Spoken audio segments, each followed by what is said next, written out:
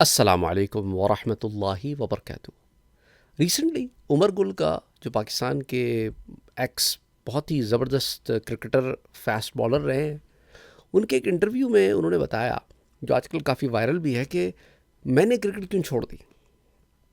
انہوں نے کہا کہ کرکٹ کے چھوڑنے کی اصل وجہ تو انہوں نے اپنی وائف کو بھی نہیں بتائی، لیکن آج سوشل میڈیا پہ بتا رہے ہیں، اور یہ میں آپ کے ساتھ کیوں شیئر کر رہا ہوں، اس پر بھی بات کریں گے، کیونکہ اس چینل پر بہت سارے لوگ ایسے جڑے ہیں جو عمر گل ہی کی سچویشن میں ہیں۔ عمر گل کا کہنا ہے کہ ان کا ایک بہت اچھا دوست تھا، ایسا دوست تھا کہ دونوں ایک دوسرے سے بہت زیادہ ملتے تھے اور ایک دوسرے کے ساتھ بہت وقت گزارتے تھے، اور اچانک اس جگری دوست کا انتقال ہو گیا۔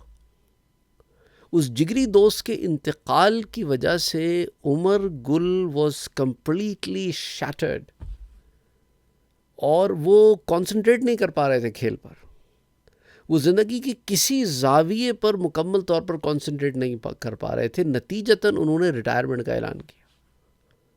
یہ سارا کچھ میں نے آپ کو بہت مختصراً بتایا ہے، اس انٹرویو میں بڑی تفصیل سے انہوں نے بتایا ہے۔ اس انٹرویو کو دہرانا مقصد نہیں ہے، یہاں پر ایک پوائنٹ ہے جس کو میں آپ کے ساتھ ریز کر کے آپ سے بات کرنا چاہتا ہوں، کہ ایک بہت امپورٹنٹ کمپوننٹ ہے ہماری لائف کا، ہمارے جسم کا، جسے ہم اکثر اگنور کر جاتے ہیں۔ اسے کہتے ہیں مینٹل ہیلتھ۔ یعنی جس طرح آپ کی ایک فزیکل ہیلتھ ہوتی ہے نا، جسمانی ہیلتھ، اسی طرح ایک دماغی صحت بھی ہوتی ہے۔ جب انسان کی دماغی صحت متاثر ہوتی ہے نا، تو اس کا اثر نہ صرف دماغ پہ آتا ہے بلکہ جسم پر بھی آتا ہے۔ انسان کے روزمرہ کے معاملات افیکٹ ہوتے ہیں، اور مینٹل ہیلتھ یعنی دماغی صحت کے اوپر کام کرنا بھی ہمارے لیے اوپر اتنا ہی ضروری ہے جتنا ہم جسمانی صحت پہ کام کرتے ہیں۔ جسمانی صحت پر کام کرنے کا بھی ہمارے ہاں بہت ہی کم رجحان ہے، مینٹل ہیلتھ پر کام کرنے کا تو اس سے بھی کم رجحان ہے، کیونکہ ہم مینٹل ہیلتھ کو امپورٹنس ہی نہیں دیتے۔ اور آپ میں سے بہت سارے لوگ جنہوں نے اپنے کسی نہ کسی پیارے کو کھویا ہے، وہ مینٹل ہیلتھ ان کی افیکٹ ہوتی ہے۔ یہ جو آپ اس ٹراما میں سے باہر نہیں نکل پا رہے ہیں، اس کی وجہ یہ ہے کیونکہ آپ کی مینٹل ہیلتھ سٹیبل نہیں ہے۔ اس مینٹل ہیلتھ کو سٹیبل کرنے کا کیا طریقہ، یاد رکھو کہ انسان کے جسم میں نے آپ سے پہلے بھی کہا تھا، اس ٹاپک پر میں کبھی آپ سے بات کروں گا، انسان کے جسم میں وہ کون سا حصہ ہے جو سب سے پہلے سوچتا ہے۔ اکثر لوگ کہتے ہیں دماغ نہیں سوچتا، دل سوچتا ہے۔ سب سے پہلے خیال دل پہ گزرتا ہے، اس کے بعد وہ خیال دماغ تک پہنچتا ہے۔ تو دل میں جب خیال آتا ہے اور دل کسی چیز سے ہم آہنگی اختیار کرتا ہے، تو دل اس کی طرف متاثر ہوتا ہے، جڑتا ہے اس چیز سے۔ اس لیے ایمان کو دل سے جوڑا گیا، کیونکہ سب سے پہلے دل ہی اس کی طرف اٹریکٹ ہوتا ہے۔ اور جن دلوں کے اوپر ایمان اثر انداز نہیں ہوتا، کیونکہ انہوں نے اپنے دلوں پہ تالے لگا لیے ہوتے ہیں، ان کے دل سیاہ ہو چکے ہوتے ہیں، ان کے دل اس دہچ پہ پہنچ چکے ہوتے ہیں کہ انہیں اچھی چیزیں قبول نہیں ہو رہی ہوتی ہیں، اچھی چیزوں سے وہ ریپیل کرتے ہیں۔ یہی وجہ ہے کہ بہت سارے لوگ اچھی باتیں کریں آپ، وہ ریپیل کر جاتے ہیں، گانوں کی، ناچ کی، فلموں کی باتیں کریں، اٹریکشن ہوتی ہے انہیں، اور اس کے اندر ان کا دل بہلتا ہے۔ اور یہی وہ لوگ ہیں جو منظر عام پہ آ کے اسے روح کی غذا کہنا شروع کر دیتے ہیں، کیونکہ ان لوگوں کے دل سخت ہوئے ہوئے ہوتے ہیں، ان کی جو اندر کی ہیلتھ ہے نا، وہ بہت زیادہ افیکٹڈ ہوتی ہے۔ تو مینٹل ہیلتھ اینڈ روحانیت کا بڑا امپورٹنٹ کنیکشن ہے۔ اس لیے اللہ سبحانہ وتعالیٰ نے قرآن کریم نے یہ فرمایا کہ الا بذکر اللہ تطمئن القلوب، کہ بے شک تمہارے دلوں کا اطمینان جو ہے وہ اللہ کے ذکر میں ہے۔ یہ جو تمہاری مینٹل ہیلتھ ہے، یہ روحانیت سے جڑی ہے۔ روحانیت میں ترقی کرو، مینٹل ہیلتھ تمہاری خود ہی امپروو ہو جائے گی۔ یہ توکل کیا ہوتا ہے؟ یہ آپ کی مینٹل ہیلتھ کو اسٹرینتھ دیتا ہے تھرو اسپرچویلٹی۔ آپ اپنی طرف سے فزیکلی، مینٹلی جو محنت کر سکتے ہو کرتے ہو، لیکن توکل، بھروسہ اللہ پہ رکھتے ہو کہ بے شک اللہ سبحانہ و تعالی ہی کی ذات ہے جو مدد کرنے والی ہے۔ واللہ المستعان۔ تو یہی ذکر میں نے آپ کو سکھایا بھی تھا، سورہ یوسف کی آیا ہے، اس کا ایک حصہ ہے واللہ المستعان۔ اس کا ذکر کریں، اس کا ورد کریں، جب کہیں زندگی میں پھنس جائیں، ایسے لگے کہ یار کچھ ایمان ڈاماڈول ہوتا نظر آ رہا ہے، کچھ معاملے سخت ہوتے نظر آ رہے، اس وقت یاد کرو اپنے دماغ کو اور اپنے دل کو اس کے اوپر دوبارہ ابھارو، کیونکہ روحانیت کمزور ہو گئی ہے کہ اللہ پہ ہی بھروسہ ہے، اللہ ہی نکالے گا اس سے. سمجھ آئی بات آپ کو؟ تو بہرحال آپ کو بتانے کا یہاں یہ جو مقصد ہے نا وہ یہ ہے کہ mental health is very important. اپنی مینٹل ہیلتھ کے اوپر کام کریں، کیونکہ ابھی آپ زندہ ہیں، ابھی آپ مردہ نہیں ہوئے نا، ابھی آپ اس دنیا سے نہیں گئے، ابھی آپ زندہ ہیں. تو جب زندہ ہیں تو ذمہ داری ہے، زندہ ذمہ داری ایک زے سے اور ایک زال سے آتا ہے، لیکن زندہ پہ ذمہ داری ہے. ذمہ داریوں کو پورا نہیں کرو گے تو آخرت میں پکڑے جاؤ گے. جب تک یہاں ہو تو وہ جو ذمہ داریاں ہیں نا اطراف میں، ان پہ کانسنٹریٹ کرو. ابھی خلافت کا منصب پہ جو آپ فائز ہوئے ہو، ابھی اس کی ذمہ داریاں پوری نہیں ہوئیں، تو جب تک آپ جسم میں جان ہے کام کرتے رہو. بڑے بڑے پہاڑ ٹوٹتے ہیں. اللہ نے اس لیے تو اس ناتوان کو اتنی بڑی ذمہ داری دی ہے کہ یہ ناتواں خود ویسے وہ ذمہ داری اٹھا کے لایا ہے، کیونکہ اس میں کیپیبلٹی ہے. اس میں کیا ہے؟ کیپیبلٹی ہے. تو اسی لیے اللہ سبحانہ و تعالیٰ نے اسے اس ٹیسٹ کے لیے تیار کیا کہ خود ڈھیلا پڑ جاتا ہے. تو اس لیے مینٹل ہیلتھ پر ضرور کام کرو. ایک دو آپ کو اور ایگزامپلس دیتا ہوں. آج میں پاکستان کے ایک مشہور اداکار ہے، شاید ہدایت کار بھی ہے اور اس طرح کی فیملی سے تعلق رکھتے ہیں، عدیل ہاشمی نام ہے. وہ کہتے ہیں کہ میں فلائی کیا اور کراچی آنا تھا میں نے لاہور سے. تو لاہور سے کراچی آنے کے لیے میں بیٹھا جہاز میں، تو ایک سیٹ چھوڑ کے ایک نوجوان لڑکا بیٹھا تھا. فلائٹ کے شروع میں اس کی ذرا طبیعت خراب ہونی شروع ہو گئی، اور فلائٹ کے شروع میں جب اس نے ایئر ہوسٹس سے کہا پانی منگوایا، تو ایئر ہوسٹس نے کہا آپ فلائی کر لیں گے؟ اس نے کہا ہاں فلائی کر لوں گا میں، but I am not feeling well. Fly کر گیا جہاز. تھوڑی دیر کے بعد وہ اٹھا، واش روم گیا، پھر تھوڑی دیر کے بعد پھر واش روم گیا، لیکن سیکنڈ ٹائم جب گیا تو واپس نہیں آیا. اور پائلٹ نے اعلان کیا کہ بھئی جہاز میں کوئی ڈاکٹر ہے. تو ایک ڈاکٹر صاحب آیا، اس کا کچھ چیک اپ ویک اپ ہوا، اور اس کے بعد وہ جہاز انہوں نے کہا کہ ہم واپس لاہور لینڈ کر رہے ہیں، کیونکہ ہم کراچی نہیں پہنچ پائیں گے.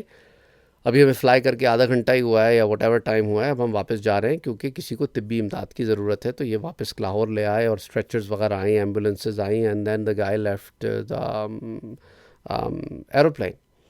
تو ان صاحب نے ایئر ہوسٹس سے دوران فلائٹ پوچھا کہ وہ بندہ میرے ساتھ بیٹھا تھا، از ہی دا ون؟ انہوں نے کہا ہاں وہی گیا ہے اسٹریچر پہ. تو ہی آسک کہ بھئی ایئر ہوسٹس سے کہ is everything okay? And air hostess said کہ unfortunately he passed away. Unfortunately ان کا انتقال ہو گیا ہے، انہیں ہارٹ اٹیک آیا تھا. اینڈ اکارڈنگ ٹو دس گائے وہ 35-40 ایئرس کا بندہ تھا. تو کہنے کا مقصد یہاں پہ یہ ہے کہ حادثہ ابھی آپ کی زندگی میں تھوڑی دیر ہوئی کسی سے ملے ہوئے آپ کو خبر آتی ہے کہ یار وہ اب نہیں رہا، دھچکا لگتا ہے نا ایک دم سے. ہمارے یہاں مسجد میں ایک امام صاحب ہوتے تھے، ٹیمپرری امام تھے وہ.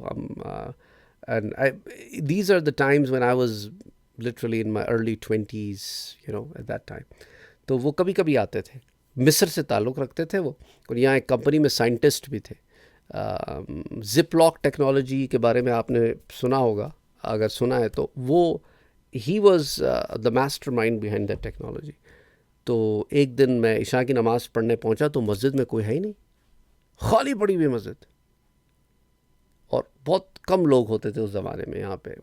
تو میں نے کہا کہ یہ کیا چکر ہے، مسجد اندھیرا، یوزلی لوگ آ جاتے ہیں.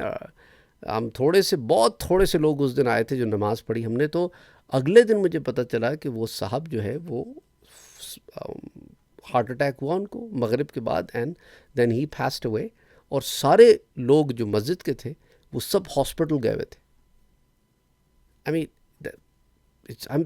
مین مجھے آج بھی ان کا چہرہ یاد ہے، حالانکہ اس بات کو اتنے سال ہو گئے ہیں کہ بٹ آئی اسٹل ریممبر. میں جب بھی وہ مجھے یاد آتے ہیں میں ان کے لیے دعائیں مغفرت کرتا ہوں، اور کہ اللہ سبحانہ و تعالیٰ ان کی مغفرت فرمائے اور ان کے درجات کو بلند فرمائے. تو اس طرح کہ آپ کو ایک دم آپ اسٹیٹ آف شاک میں آ جاتے ہیں کہ یار ایسا کیسے ہو گیا ایک دم سے. تو دیٹس لائف. ابھی پچھلے دنوں میں نعمان علی خان کا آپ نے نام سنا ہوگا، ان کا انٹرویو دیکھ رہا تھا میں. تو انہوں نے بتایا کہ ان کی بہن کو کینسر ڈائگنوز ہوا. بڑی بہن تھی ان کی, اور انہوں نے وہ ساری فیملی سے ہڈ رکھا, اور پھر اس کی انہوں نے ٹریٹمنٹ کرایا, ٹھیک ہو گئی. And then it came back, and when it came back the next time it was deadly. اور اب پوری فیملی کو پتہ چلا, اور نعمان علی خان سے اس کے وہ اپنی بہن سے ملنے گئے, تو ان کو لے کے گئے ہاسپٹل ان کے شوہر کے ساتھ. کہنے لگے کہ اسی دن میں نے درس بھی دینا تھا, ایک میرا ایونٹ تھا امپورٹنٹ, تو میری sister convinced me to go to my event. تو بڑی انہوں نے کہا کہ اگر تم میری خوشی دیکھنا چاہتے ہو تو میری خوشی اسی میں ہے کہ تم جاؤ اور تم نے جو کمٹمنٹ کی اسے پوری کرو. کہتے میں چلا گیا, میں فلائی کر کے گیا, اور وہاں پہ جب میں فارغ ہوا اپنے اس ایونٹ سے تو مجھے کال آتی ہے کہ شی از نو مور, وہ ان کا انتقال ہو گیا بہن کا. تو ہی ٹوک اے فلائٹ بیک اور واٹ ایور. لیکن لوگوں کی زندگی میں کیا کیا کچھ ہوتا ہے اور آپ کو پتہ نہیں چلتا, وہ کس کس فیزز آف لائف سے گزر رہے ہوتے ہیں. بندہ think about it, his state of mind, کہ اس وقت وہ جب انہوں نے لیکچر دیا ہوگا ان کا اسٹیٹ آف مائنڈ کیا ہوگی کہ میں بہن کو کس حال میں چھوڑ کے آیا ہوں. ہم بہت ساری اگزامپلس ہیں. دیر از اے لانگ لسٹ. ایک ہمارے ایک اور دوست ہیں, جاننے والے ہیں کمیونٹی میں, ان کا 12 سال کا بیٹا باسکٹ بال کھیل رہا تھا, اس کو کارڈیک اریسٹ ہوا اور ہی passed away in like next couple days, 3 days. I still remember, such a young kid. کسی کو پتہ ہی نہیں چلا اس کو کیا مسئلہ تھا. He himself is a doctor. Identify نہیں ہوا کہ اس کے ہارٹ میں مسئلہ کیا تھا. بہت ہی کوئی ریئر قسم کی اس کو کوئی ہارٹ کا مسئلہ تھا جو آئیڈینٹیفائی نہیں ہوا کسی سے. He just died. I still remember going to the hospital, seeing him. ہم سارے اکٹھے ہو کے اس کے لیے دعائیں کرتے رہے. اللہ کی مرضی, چلا گیا. Anyway, بہت سارے واقعات ہیں, آپ کے پاس بھی ہوں گے, میرے پاس بھی ہیں, لیکن یہ سارے لائف لیسنز ہیں. ان سے ہمیں سیکھنا چاہیے, اور اللہ سے دعا کرنی چاہیے کہ باری تعالیٰ ان کی بھی مغفرت فرما اور ہمارے حال پہ بھی رحم فرما, کہ تو ہم سے راضی ہو جائے اور ہمیں گناہوں سے بچائے. آمین. اللہم صلی علی محمد وعلی آل محمد.